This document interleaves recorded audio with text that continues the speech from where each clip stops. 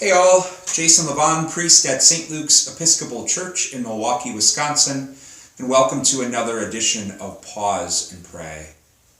I'm not sure about you, but I've spent a lot of time during this pandemic feeling like I'm stuck in between. In between life as it once was and in between life as it may unfold as we move through this pandemic. And in being stuck, it's a hard place to be. I suspect I'm like many of you in that I've tried to keep myself busy in that stuckness by doing all sorts of things around the house. Christy and I have been doing that. Whether it's cleaning the basement, reorganizing kitchen cabinets, yard work outside, setting up the hummingbird feeders as I did the other day because they're going to be arriving any day from the deep south. Rearranging furniture in our rooms to give the house a fresh feel, and then reorganizing the already reorganized kitchen cabinets, because what else are we going to do with all of this time at home? And in the midst of all that, it's been a distraction for me, if I'm honest, to not worry so much about the future and what might be, or to get caught up in the past in the way things were. Yesterday I received a beautiful gift in a tradition that Christy and I have developed now over the last 3 Sunday afternoons. I mentioned in a few Pause and Prays ago, one of our favorite bands is a band called OAR. And every Sunday afternoon for the past 3 Sundays now, their lead singer, Mark Roberge, has been playing a concert from his living room in New York at 4 p.m. Eastern on Instagram. So for the past 3 Sundays, Christy and I have found ourselves pausing to take in the gift of his music. And yesterday was just an exceptionally wonderful afternoon. We had Mark Roberge streaming through Instagram, and we pulled out our favorite camping games, Scrabble, Yahtzee, and bowling dice. The dogs and the cat were laying around us, and we just had this great afternoon together, playing games, listening to good music.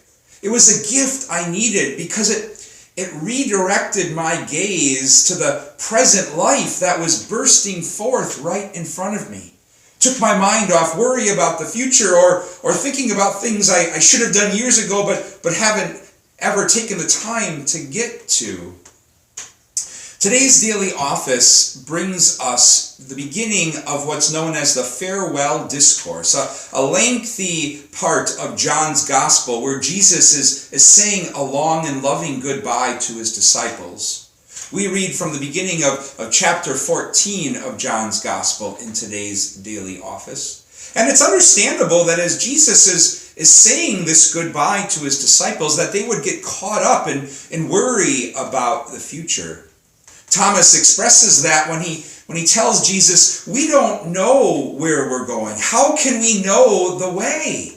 And then later Philip says to Jesus, could you just show us the Father so we know that everything will be well?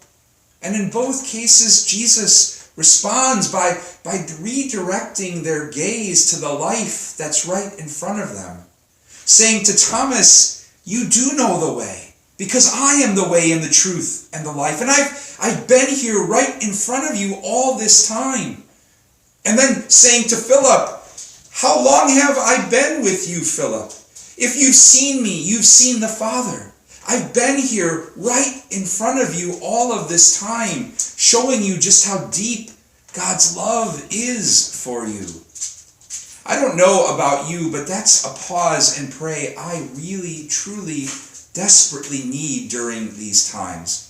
As I find myself so easily getting caught up in worry about the future or regret about the past, I find myself needing to pause and pray and reflect on God's wonderful ability to redirect my gaze to the life that's right in front of me.